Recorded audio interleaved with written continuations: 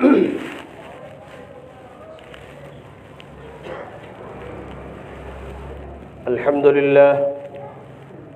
لله نحمده ونستعينه ونستغفره ونؤمن به ونتوكل عليه ونعوذ بالله من شرور أنفسنا ومن سيئات أعمالنا من يهده الله فلا مضل له ومن يضلل فلا هادي له ونشهد أن لا إله إلا الله وحده لا شريك له ونشهد أن سيدنا ومولانا محمدًا عبده ورسوله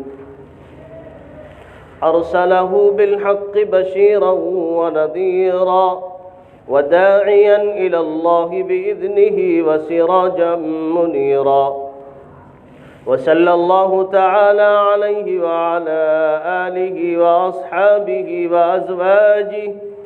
وأزواجه وذرياته وسلم تسليما كثيرا كثيرا.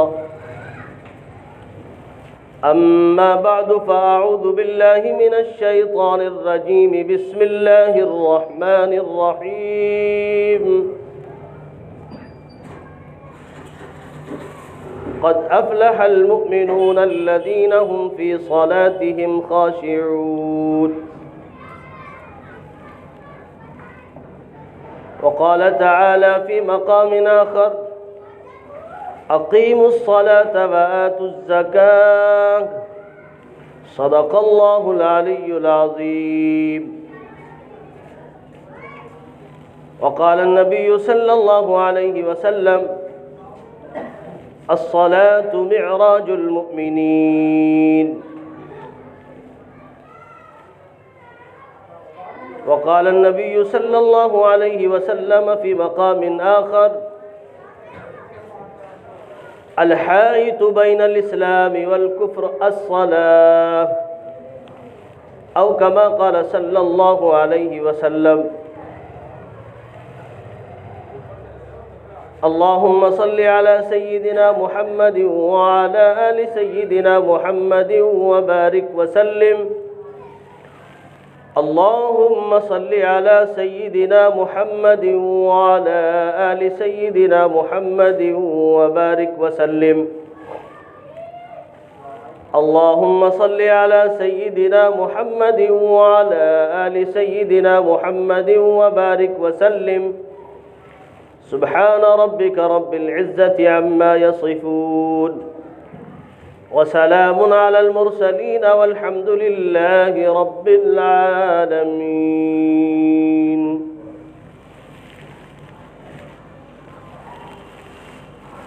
معزز سامعین کرام، میرے بزرگوں، عزیز دوستوں، نوجوان ساتھیوں، میرے دینی اور ایمانی بھائیوں، اللہ تبارک و تعالی نے انسان کو اس کائنات میں بھیجا اور کچھ ذمہ داریوں کے ساتھ بھیجا. گزشتہ جمعے کا جو موضوع ہے، اس جمعے اس کو سمیٹنے کی کوشش کی جائے گی انشاءاللہ. دعا کریں کہ اللہ تعالی ہم سب کو کہنے سننے سے زیادہ ہماری نیتوں کے اصلاح کے ساتھ خلوص دل سے عمل کی توفیق نصیب فرمائے. تو میں یہ عرض کر رہا تھا کہ اللہ تعالیٰ نے انسان کو روئے زمین پر بھیجا اور ذمہ داریاں دے کر بھیجا. کچھ ذمہ داری تو آپ کی اور ہماری اپنی آپس کی قائم کردہ ہوتی ہیں کہ جن ذمہ داریوں کا پورے طور پر پورا کرنا ہو بھی سکتا ہے، نہیں بھی ہو سکتا. لیکن کچھ ذمہ داریاں ایسی ہیں کہ جن کو اللہ کی جانب سے مستقل ذمہ داری کہا جاتا ہے اور کہا گیا ہے. قرآن عظیم اس کے لیے مکمل شاہد ہے. अहादीस नबविया सल्लल्लाहु अलैहि वसल्लम का पूरा ज़ख़ीरा कदम ब कदम उन तमाम जिम्मेदारियों को हमसे कहता है,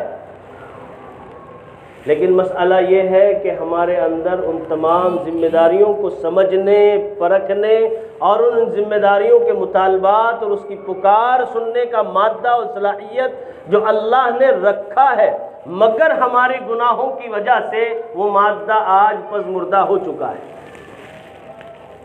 बस ये आजिज़ आप हजरात के सामने उसी गफलत के पर्दे को चाक करने के लिए और उस मादे के अंदर दोबारा से ज़िंदगी पैदा हो जाए, अपनी भी और आपकी भी, इस नीयत से हर जुमे मुस्तकिल हाजिर होता है और जो बातें, जो सबक बुज़ुर्गों के ज़रिए से याद होता है उसको आपकी मौजूदगी में सुनाने की कोशिश करता है। मैं आपको बहुत गहराई और गहराई के साथ आज कुछ चंद बातों पर थोड़ा सा एहसास जगाने की कोशिश करूँगा। अल्लाह तबारक व तआला मुझे हिम्मत, जसारत नसीब फरमाए और आप हजरात को भी, मुझे भी सुनकर अमल की तौफीक नसीब फरमाए। अल्लाह की दी हुई तमाम जिम्मेदारियों में से मैंने गुज़िश्ता जुमे अर्ज़ किया था कि सबसे पहली जिम्मेदारी अल्लाह और रसूल को मान लेने के बाद हर एक मर्द मोमिन पर, बालिग, आकिल, आज़ाद मर्द और औरत पर अल्लाह की पहली जिम्मेदारी फ़र्ज़ और वाजिब होती है, वो है नमाज। कौन सी जिम्मेदारी भाई? नमाज। उसके बाद ज़कात, उसके बाद रोज़ा, उसके बाद हज। ये सरे फहरिस्त वो जिम्मेदारियां हैं कि जो मज़हब इस्लाम की बुनियाद है। क्या है भाई? बुनियाद। इस्लाम की बुनियाद 5 चीज़ों पर है। नंबर 1 तौहीद और रिसालत, नंबर 2 नमाज, नंबर 3 ज़कात, नंबर 4 रोज़ा, नंबर 5 हज। हर एक जिम्मेदारी का मुकम्मल अपना एक नफ़ा है। अल्लाह का निज़ाम बड़ा पुख्ता है। उसने जिस चीज़ को अपने निज़ाम में, अपने निज़ाम के सांचे में ढाल कर ज़िम्मा दिया है, यकीनन उसमें दोनों जहान की मुकम्मल कामयाबी है। इसका हम सबको इकरार है कि नहीं भाई? ज़रा आवाज़ से बोले, हमें इकरार है इस चीज़ का। बात अब आगे बढ़ती है, जिस चीज़ का इकरार हो जाए तो वो इकरार फिर क्या चाहता है? अमल। क्या चाहता है? अमल। इनकार की 2 किस्में हैं, एक इनकार लिसानी यानी ज़ुबानी, एक इनकार अमली। मसलन मैंने आप हजरात में से किसी को खड़ा करके कहा, जाइए मुझे ये ज़रूरत है, आप इसको पूरा कीजिए। अब आपके ऊपर है, डिपेंड करता है कि आप मेरे इस कौल का ज़ुबान से मुंह दर मुंह इनकार करते हैं या फिर अमल से इनकार करते हैं। जिस तरफ इशारा करते हुए जिस काम को मैंने आपके ज़िम्मे लगाया, तो आप अगर उसको कर देते हैं तो जाहिर है कि आपने उसको मुकम्मल तामील तक पहुंचाया, और अगर आपने मुंह पर तो जवाब न दिया, ज़ुबान से इनकार न किया, कतई तौर पर ज़ुबान को हरकत और जुम्बिश न दी, लेकिन चुपचाप सुनकर आप बाहर निकले, बाहर जाने के बाद आपने उसको अनसुना कर दिया, उसके मुवाफिक अमल न किया, तो जाहिर है कि ये भी तो इनकार होगा। जोर से बोलते रहे भाई आज मेरे साथ, इनकार है ना? ये भी काफ़ी ज़माने से मुस्तकिल ये मेहनत चलती आ रही है। इस मिंबर रसूल से जो बात निकलती है वो बात किसकी है? जवाब दें। अल्लाह की और उसके रसूल की। वो अल्लाह की दी हुई जितनी जिम्मेदारियां हैं उन्हीं का तो मुज़ाकरा है। अब फैसला यहाँ हमें खुद अपने आप को देखकर करना है कि आया آج اس وقت میں ہم ان تمام باتوں کا، یعنی اللہ کے احکامات کا، رسول اللہ صلی اللہ علیہ وسلم کے فرمودات کا کون سا انکار کر رہے ہیں؟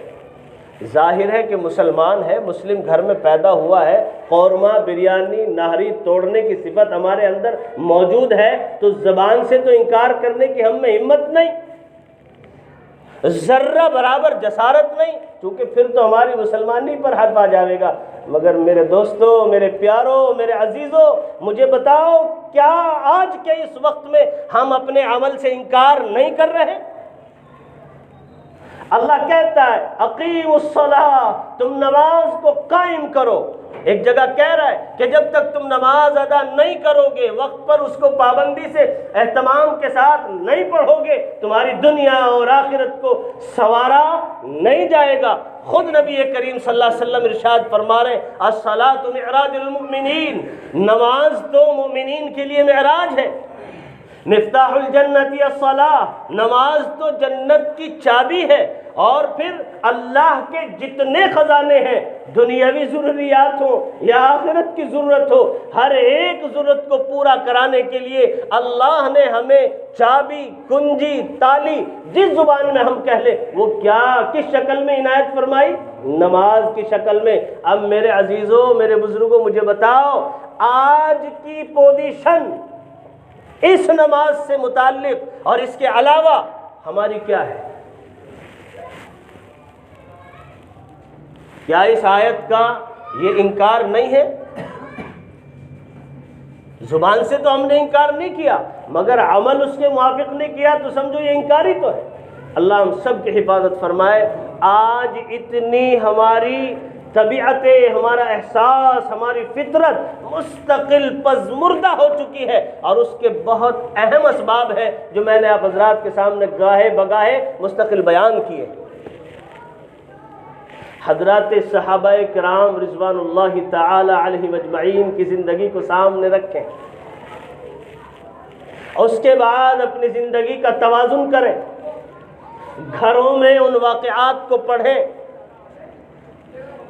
مجلسوں میں بیٹھ کر اس کا مذاکرہ کریں۔ آئینہ ہے، آئیڈیل ہے، جس طریقے سے انسان اپنی ذات کو سنوارتا ہے، آئینے میں دیکھ کر اس کو اپنے چہرے پر لگے تمام داغ نظر آ جاتے ہیں۔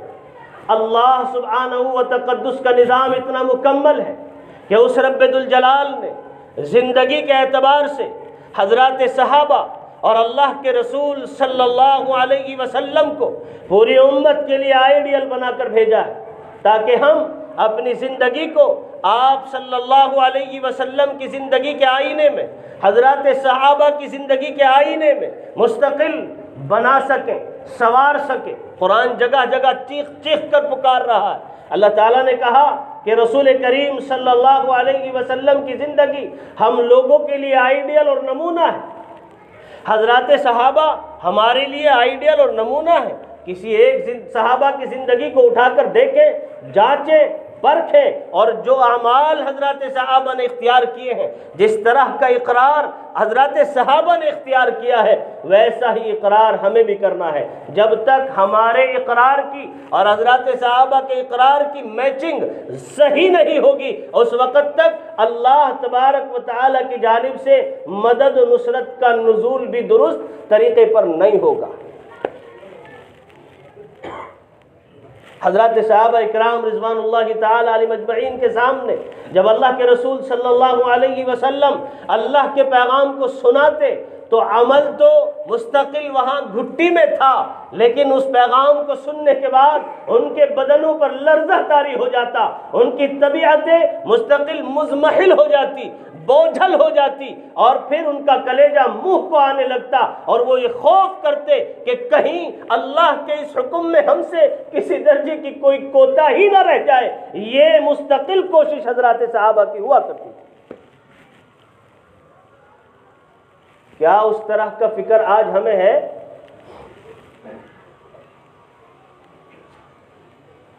حضرت عبداللہ ذو البجادین رضی اللہ تعالی عنہ، بڑا عجیب واقعہ، جب انسان اس کو پڑھتا ہے تو یقیناً وہ رہ نہیں سکتا کہ اس کا دل نہ پگھلے، پتھر دل بھی موم ہو جائے گا۔ ایسی ایسی قربانیاں حضرات صحابہ نے اللہ کے حکم کو پورا کرنے اور رسول اللہ صلی اللہ علیہ وسلم کے فرمودات پر عمل کرنے کے لیے ہمیشہ تیاری کی اور قربانیاں پیش کی۔ مشہور واقعات ہیں، ہر ایک صحابی کا ایک قصہ مستقل اپنے آپ میں ایک تاریخ ہے، اور آج کی انسانیت اور اس قصے کے موافق صحیح معنی میں زندگی گزار لی، یہی بڑی بات ہے۔ اس قصے کی حفاظت کر لے، یہی سب سے بڑی بات ہے۔ اس طرح کی قربانی پیش کرنا تو درکنار۔ حضرت عبداللہ ذو البجادین رضی اللہ تعالی عنہ کا شروعاتی دور ہے۔ نبی کریم صلی اللہ علیہ وسلم کا لایا ہوا پاکیزہ کلمہ ان تک پہنچا، آپ علیہ السلام کا تذکرہ حضرت عبداللہ ذو البجادین رضی اللہ تعالی عنہ تک پہنچا۔ حضرت عبداللہ ذو البجادین کی فطرت پر ایک گہرا اثر ہوا، حالانکہ حضرت عبداللہ ذو البجادین کا تعلق ایک ایسے گھرانے سے تھا کہ جن تک ابھی اللہ کا نام نہیں پہنچا، وہ غفلت کی زندگی گزار رہے تھے، ایمان قبول نہ کیا تھا، لیکن حضرت عبداللہ کے دل میں بات اتر آئی، بات سمجھ میں آ گئی کہ ہاں یقیناً اس پوری کائنات کا پیدا کرنے والا کوئی وہ ہو سکتا ہے کہ جس کا کوئی آکار نہ ہو، جس کی کوئی صورت نہ ہو، جس کی کوئی شکل نہ ہو، جو کبھی کسی کے سامنے نہ آیا ہو، انسانی طاقت اس کو دیکھنے کی ہمت اور جسارت نہ کر سکے۔ یقیناً وہی ایک اللہ، وہی ایک ایشور، وہی ایک داتا، وہی سب کا عطا کرنے والا، یقیناً وہی خالق ہے، وہی معبود حقیقی ہے۔ یہ بات ان کے اوپر منکشف ہوئی، کھلی تو آپ دل کے اندر گھر کی وہ آئے اور نبی کریم صلی اللہ علیہ وسلم کی آغوش شفقت کا سایہ انہوں نے اختیار کیا۔ آپ علیہ السلام کو اپنا دل دے بیٹھے، ہاتھوں پر بیعت کی، وعدہ کیا کہ یا رسول اللہ صرف اللہ کے حکم کے موافق اور آپ کے اشاروں کے موافق اپنی زندگی گزارنے کے لیے یہ غلام حاضر ہے۔ الغرض حضرت عبداللہ ذو البجادین رضی اللہ تعالی عنہ نے یہ کلمہ جو دنیا اور آخرت کی نجات کا ذریعہ ہے مکمل یقین کے ساتھ پڑھا، اور پھر مذہب اسلام کی تمام باتوں کو فالو کرنا شروع کیا، لیکن شروعاتی دور میں ان باتوں کو چھپایا، اپنے گھر گئے، گھر جانے کے بعد گھر والوں کو علم ہوا آپ کے چچا بہت جلالی تھے، کہیں سے ان کو مستقل پہچان ہوئی۔ پہچان بھی کس طریقے سے؟ چونکہ جب کسی چیز سے عشق ہو جاتا ہے نا تو پھر برائی کے ساتھ بھی اگر اس کو یاد کیا جائے تو انسان کا عشق اس کی طرف مائل ہوتا ہے۔ نبی کریم صلی اللہ علیہ وسلم کا تذکرہ وہاں بھی موجود تھا۔ وَرَفَعْنَا لَكَ ذِكْرَكَ، قرآن کہتا ہے اے نبی ہم نے آپ کے ذکر کو بلند و بالا کیا ہے، اچھائی کے ساتھ بھی مستقل آپ کا ذکر دنیا کے اندر رہے گا، اور جو لوگ برائی کے ساتھ یاد کر رہے ہیں تو ہم عشق والے ہیں، ہمیں معلوم ہے کہ ہاں وہ سراسر برائی ہے، لیکن ہمیں یہ بھی احساس ہے کہ تذکرہ میرے نبی صلی اللہ علیہ وسلم کا ہے۔ حضرت عبداللہ ذو البجادین کے سامنے جب وہ گھر کے اندر برائی کے ساتھ آپ صلی اللہ علیہ وسلم کا تذکرہ کرتے تو پھر حضرت عبداللہ ذو البجادین کے کان کھڑے ہو جاتے، وہ قریب ہوتے تو وہ چچا پہچان گئے کہ ہو سکتا ہے کہ اس نے عبداللہ محمد بن عبداللہ کا کلمہ پڑھ لیا ہے۔ حضرت عبداللہ ذو البجادین پر آنکھیں لگا دی گئی، پہرا دے دیا گیا، لیکن پہچان ہو گئی۔ جب مکمل بات کھل کر سامنے آئی تو پھر یہ اقرار کرنے والا، یہ رسول اللہ صلی اللہ علیہ وسلم کے ہاتھوں پر بیعت کرنے والا اور آپ صلی اللہ علیہ وسلم کو دل دینے والا دل دادا ڈٹ کر کھڑا ہوا اور کہنے لگا کہ ہاں میں نے اسی کا کلمہ پڑھا ہے جو تمام پورے جہان کو تاریکی سے نکال کر روشنی کی طرف لے جانے آیا ہے۔ چچا نے کہا کہ اگر یہی بات ہے تو پھر سن، اب یہ وعدہ کر، یا تو اس گھر میں تو رہے گا یا ہم رہیں گے۔ حضرت عبداللہ ذو البجادین رضی اللہ تعالی عنہ نے ارادہ کر لیا کہ مجھے جانا ہے وہیں پر جہاں میں سودا کر کے آیا ہوں، مجھے یہاں گھٹن ہو رہی ہے، مجھے جیا نہیں جا رہا، زندگی کا گزارا نہیں ہو رہا۔ اب وہاں سے نکلے۔ چچا نے ظلم کی انتہا کی، حالانکہ وہ مستقل انہی کے ونش تھے اور انہی کی نسل سے تھے اور انہی کے خاندان سے تھے، مگر ظلم پر ظلم کرتے رہے، حتیٰ کہ یہاں تک بات آئی کہ اگر جانا ہے تو تن پر جو کپڑے ہیں وہ بھی ہمارے ہیں، ان کو اتار اور ننگا ہو اور یہاں سے گھر سے نکل۔ بے عزتی کرنا مقصود تھی، لیکن جو اللہ کے لیے اپنی بے عزتی کو سہ لے اور اللہ کے رسول کے لیے اپنی عزتوں کو نیلام کر دے، آقا کا فرمان ہے کل قیامت میں آ کر وہ شخص جس کو اپنی عزتوں کی مستقل عزتوں کا خیال تھا اور وہ عزتوں کے لیے جیا کرتا تھا، مرا کرتا تھا، اگر میرے نام پر اور اللہ کے نام پر اس کی عزت کو نیلام کیا جا رہا ہے تو میں وعدہ کرتا ہوں کل قیامت میں وہ مجھ سے آ کر اپنی عزت کو لے لے۔ حضرت عبداللہ ذو البجادین رضی اللہ تعالیٰ عنہ اسی حالت میں نکل پڑے، لیکن ماں تو ماں ہوتی ہے، ممتا کا جو دریا تھا اس میں موج آئی، تلاطم پیدا ہوا، طغیانی پیدا ہوئی، دیکھا نہ گیا، رہا نہ گیا۔ ان کے پاس ایک چادر تھی، ماں کی ممتا نے اس چادر کو پھینکا اور چلتے ہوئے کہا، اے عبداللہ لے یہ چادر لے جا، اس میں اپنے بدن کو ڈھانک لینا۔ حضرت عبداللہ نے اس چادر کے دو ٹکڑے کیے، ایک ٹکڑے سے اپنا اوپر کا بدن ڈھانکا اور دوسرے ٹکڑے سے نیچے کا۔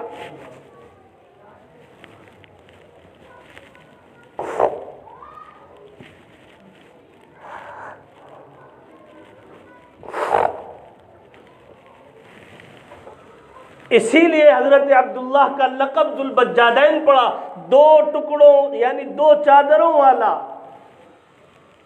اب نکلتے ہیں، رسول اللہ صلی اللہ علیہ وسلم کے پاس پہنچتے ہیں، اسی حالت میں آپ نے پہچان لیا کہ جس سودے کو کر کر گیا تھا یقیناً اس کی قدر اور عظمت اس کے دل میں اتر آئی، اسی لیے تمام چیزوں کو قربان کرتا ہوا آ رہا ہے۔ آپ علیہ السلام نے مسجد نبوی میں اپنے پاس رکھا اور مسجد نبوی کا دربان بنا دیا۔ کیفیت طاری ہوتی تھی، دل معرفت کے نور سے لبریز ہو چکا تھا، اچھائی اور برائی محسوس ہونے لگی تھی، حق و باطل میں تمیز کا مادہ پیدا ہو گیا تھا۔ حضرت عبداللہ ذو البجادین پر جب اللہ کی محبت کا غلبہ ہوتا تو چیخ کر کہتے اللہ اللہ، یہ لفظ ایسا مؤثر ہوتا کہ جو وہاں سے گزرتا اس کے دل پر بھی اثر رکھتا۔ ایک روز حضرت سیدنا عمر ابن خطاب نے ڈانٹ دیا کہ تم کیا کرتے ہو، اتنا تیزی کے ساتھ ذکر کرتے ہو۔ اللہ کے رسول کو علم ہوا، خبر ہوئی تو آپ نے کہا نا عمر چھیڑ مت، یہ میرا دل دادا ہے، یہ میرا عاشق ہے، میرے رب کا عاشق ہے۔ عبداللہ جو کرتا ہے یقیناً سراسر محبت میں کرتا ہے۔ معاملہ بڑھتا رہا۔ حضرت عبداللہ ذو البجادین رضی اللہ تعالی عنہ کو اللہ کے رسول صلی اللہ علیہ وسلم نے ایک علاقے کی ذمہ داری دے کر سپہ سالار بنا کر ایک قافلے کے ساتھ روانہ کیا۔ اب آپ علیہ السلام بھی پیچھے سے آ رہے ہیں، حضرت عبداللہ ذو البجادین بھی جا رہے ہیں۔ ایک مقام پر ٹھہرتے ہیں، ٹھہرنے کے بعد قیام کرنے کے بعد حضرت عبداللہ ذو البجادین کی طبیعت خراب ہو جاتی ہے، آپ کو بخار آتا ہے اور وہ بخار ایسا کہ جان لیوا ثابت ہوتا ہے، طبیعت بڑھتی جاتی ہے، خرابی کی طرف چلتی رہتی ہے۔ نبی کریم صلی اللہ علیہ وسلم واپس مدینہ آتے ہیں، اپنے ہاتھوں سے حضرت عبداللہ کے سر پر پٹی رکھ رہے ہیں، دعا کر رہے ہیں، دم کر رہے ہیں، اور اس سے بڑھ کر آقا مدنی صلی اللہ علیہ وسلم اپنا مکمل اپنی ذات کا اور اپنی توجہ کا سارا معاملہ حضرت عبداللہ پر نچھاور کر دیتے ہیں، لیکن اللہ کا حکم آ پہنچتا ہے، حضرت عبداللہ کا انتقال ہو جاتا ہے۔ اب کفن و دفن کی تیاری ہے، آپ اعلان کر دیتے ہیں جاؤ ذرا اپنے بھائی کے کفن اور دفن کا انتظام کرو۔ حضرت سیدنا ابو بکر صدیق بھی ہیں، حضرت عمر بھی ہیں، حضرت علی بھی ہیں اور حضرت عثمان بھی ہیں، دیگر اور اجلہ صحابہ موجود ہیں۔ ہر ایک صحابی صحابی مستقل دیکھ رہا ہے کہ ماجرا کیا ہو رہا ہے، ادھر کفن و دفن کا انتظام ہو رہا ہے، ادھر نبی کریم صلی اللہ علیہ وسلم حضرت عبداللہ کی جدائیگی کا غم اپنی طبیعت کے لیے اندر لیے ہوئے مستقل موجود ہے۔ غسل دے دیا جاتا ہے، کفنا دیا جاتا ہے، دفن کی باری آتی ہے، خود آمنہ کلال در یتیم تاجدار عرب امام الانبیاء صلی اللہ علیہ وسلم حضرت عبداللہ کی قبر کے اندر اترتے ہیں اور اپنے ہاتھوں سے حضرت عبداللہ کو دفن کرتے ہیں۔ اس وقت تمام صحابہ کی محبت کو جوش آیا اور پھر اس کے اندر لاوا بھڑکا اور کہنے لگے ہائے ہائے افسوس صد افسوس، کاش یہ جنازہ آج عبداللہ کا نہ ہو کر ابو بکر کا ہوتا۔ حضرت عمر کہہ رہے ہیں کہ عبداللہ کا نہ ہو کر عمر کا ہوتا۔ میرے دینی اور ایمانی بھائیوں، یہ تھا وہ جذبہ صحابہ کہ جس کی وجہ سے آج یہ دین مجھ تک اور آپ تک آیا ہے۔ آج میرا اور آپ کا جذبہ کہاں ہے کہ آنے والی نسلوں کے لیے مستقل ہم کیا انتظام کر رہے ہیں؟ اللہ تعالیٰ نے دنیا بھی بنائی، آخرت بھی بنائی۔ آپ ذرا سوچو، اپنے ایمانی آئینے میں ذرا محاسبہ کرو، کتنا خوش نصیب رہا ہوگا وہ صحابی رسول صلی اللہ علیہ وسلم کہ جس نے آپ علیہ السلام پر اور اللہ کے احکامات پر اپنی تمام خواہشات کو قربان کر کے اور اتنا عظیم سودا کیا ہو کہ اس کو خود رسالت کے ہاتھ اپنی محبت اور شفقت سے مٹی کے حوالے کر رہے ہیں۔ آخرت میں کیا مقام ملے گا؟ عزیزان گرامی قدر، ہم بہت غفلت کی زندگی جی رہے ہیں۔ جس چیز کو باقی رکھنا ہوتا ہے اس کا پہلے ماحول قائم کیا جاتا ہے۔ ہمیں دکان کرنی ہوتی ہے، کاروبار چلانا ہوتا ہے، فیکٹری بنانی ہوتی ہے، ہم اس کا 1 مہینہ پہلے، 2 مہینہ پہلے، سال بھر پہلے ایک ماحول بناتے ہیں۔ پہلے ہم اپنی مجلسوں میں اس کا ذکر کرتے ہیں، مشورہ کرتے ہیں، اور پھر کام کے کرنے والے جو ماہر لوگ ہیں ان کے پاس اپنا وقت دینا شروع کرتے ہیں اور پھر اعلان کرتے ہیں مجھے بھی یہ کام کرنا ہے۔ دکان کی جاتی ہے، فیکٹری لگائی جاتی ہے، مشینیں منگائی جاتی ہیں، را مٹیریل لایا جاتا ہے، کاریگر حضرات کا انتظام کیا جاتا ہے۔ کیوں؟ مقصد ہے میرا کاروبار باقی رہے، میری زندگی باقی رہے۔ خدا کی قسم، جس طریقے پر آج ہم نے دنیا کو یہ پوزیشن دی ہے، جب تک اس سے 1 نمبر اوپر درجے لا کر ہم دین کے کام کو پوزیشن نہیں دیں گے، اس وقت تک ہماری دنیا اور آخرت کامیاب نہیں ہو سکتی۔ ہمیں اس کی عظمت ہے، ہمارے دل کے اندر اس کی کسک ہے، ہمیں معلوم ہے کہ اگر ہم کاروبار کریں گے ہماری دنیا آگے بڑھے گی۔ نہیں، خدا کی قسم، ہم ایمان والے ہیں، ہمارا یقین یہ ہونا چاہیے ہمارا خالق اللہ ہے، ہمارا رازق اللہ ہے۔ حالات چاہے جیسے ہو، وہی ہمیں باقی رکھے گا، وہی کھلائے گا، وہی پلائے گا، پلا رہا ہے، کھلا رہا ہے، چاہے جس نوعیت کا بشر کیوں نہ ہو، لیکن اللہ مستقل تمام کو بیک وقت پانی بھی پلاتا ہے، کھانا بھی کھلاتا ہے۔ عدیم زمیں سفرہ عام اوز، بری چے دشمن چے نغمہ چے دوست۔ اللہ کی پوری زمین یہ اللہ کا دسترخوان ہے، ایک ہی وقت میں نافرمان بھی کھاتا ہے، فرما بردار بھی کھاتا ہے۔ آج تک اللہ نے کسی کا کھانا پانی بند نہیں کیا۔ اس لیے عزیزان گرامی قدر، ہمیں اللہ تبارک و تعالیٰ نے بہت بڑی نعمت دی ہے، اور وہ نعمت نماز کی شکل میں ہے، روزے کی شکل میں ہے، زکوٰۃ کی شکل میں ہے، حج کی شکل میں ہے، اور بڑوں کے احترام کی شکل میں ہے، علم کی قدر کی شکل میں ہے، اللہ کے گھروں کی عظمت کی شکل میں ہے۔ رسول اللہ کے تمام جو مہمان مستقل دینی تعلیم کے لیے نکلے ہوئے ہیں، جن کے قدموں کے نیچے فرشتے پر بچھاتے ہیں، جو تمام قربانیاں پیش کر کے صرف اللہ کے کلام کی بقا کے لیے اپنی قربانیاں پیش کرتے ہیں، جب وہ ہمارے درمیان آتے ہیں ہمیں معلوم ہے کہ ہم ان کو کتنے سارے انعامات سے نوازتے ہیں۔ کوئی کسی طرح کا اپنے ذہن کے اندر وسوسہ لیے گھومتا ہے، کوئی برائی کرتا ہے، کوئی چغل خوری کرتا ہے، ابھی نماز پڑھ رہا ہے، مسجد سے باہر جا کر غیبتیں کر رہا ہے، ابھی نماز ادا کر رہا ہے۔ یہ ہماری نمازوں کو رب کے حضور پیش کرانے والا طبقہ آج مستقل کن تمام باتوں کا شکار ہو رہا ہے، آپ بھی جانتے ہیں، میں بھی جانتا ہوں۔ اس لیے میں بڑے ادب کے ساتھ آپ سے کہتا ہوں عزیزان گرامی قدر، ہمیں چینجنگ کرنی ہے، اپنی زندگی کو بدلنا ہے، اپنے اخلاق کو بدلنا ہے، اپنے اطوار کو بدلنا ہے۔ اب تک جو ہم نے کیا ہے اس سے توبہ کرنی ہے۔ سب سے پہلی ٹیبلٹ توبہ، دوسرے نمبر پر قرآن کی تلاوت، تیسرے نمبر پر علماء کی صحبت۔ جب یہ تین چیزیں ہماری زندگی میں آئیں گی تو انشاءاللہ ہمارا دین باقی رہے گا، ہماری نسلوں میں دین جائے گا، بڑھے گا۔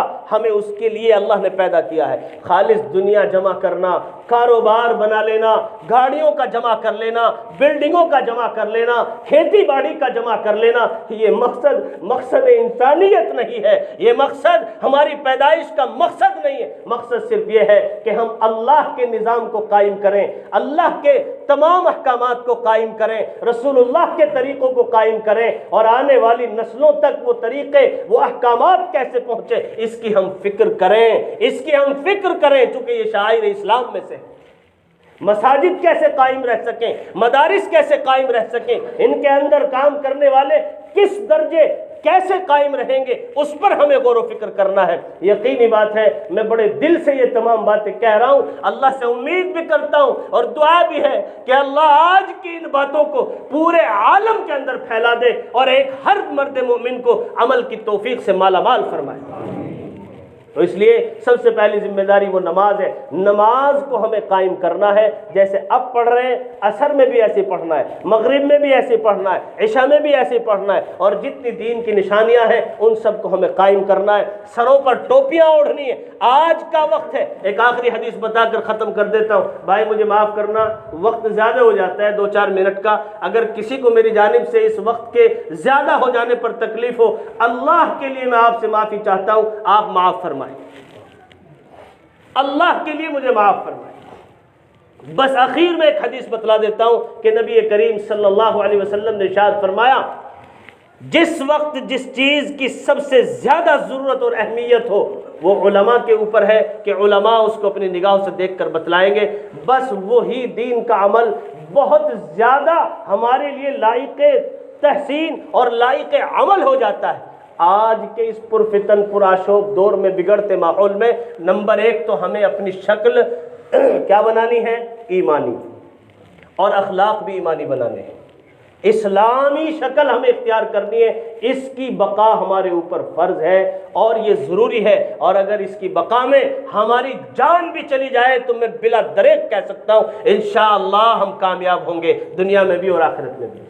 سب وعدہ کریں انشاءاللہ کہ ہم اپنے نفس سے لڑائی لڑیں گے۔ سب سے پہلا ہمارا دشمن نفس ہے، اس کے بعد حضرت شیطان ہے۔ سب سے پہلا دشمن نفس، اس کے بعد شیطان۔ نفس کے خلاف ہمیں کام کرنا ہے۔ نفس ہی تو ہے جو ماحول قائم نہیں ہونے دے رہا۔ گھروں کے ماحول ہمارے غیر اسلامی ہے، ہمارے لین دین کے ماحول غیر اسلامی ہے، معاملات غیر اسلامی ہے، کھانا پینا غیر اسلامی ہے۔ اللہ کے لیے آج کی اس مجلس سے میں آپ کو یہ پیغام دینا چاہتا ہوں کہ ہمیں ماحول بنانا ہے، دینی ماحول بنانا ہے، اپنا اسلامی ماحول بنانا ہے، تاکہ ہمارے گھروں کے اندر بھی دین باقی رہے، ہمارے محلوں میں بھی دین باقی رہے، ہماری بستیوں میں بھی دین باقی رہے۔ دعا کریں کہ اللہ مجھے بھی اور آپ کو بھی کہنے سننے سے زیادہ عمل کی توفیق نصیب فرمائے۔ وآخر الدعوانا ان الحمد للہ رب العالمین۔